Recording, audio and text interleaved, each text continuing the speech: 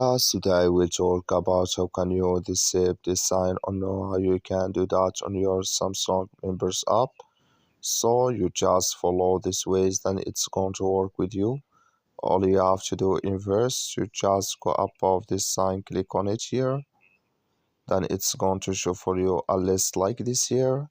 You click here on settings here, just click on it.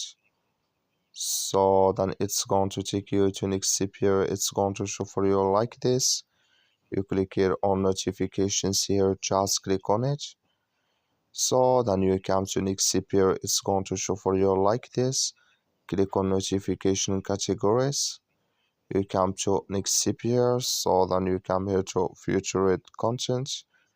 Click in this sign or this color. Like you see color, it's gone here. That's mean featured content disable with us now. So that's all you have to do. I wish you I get it. That's all. Thank you for watching. Don't forget to support us by liking and subscribe.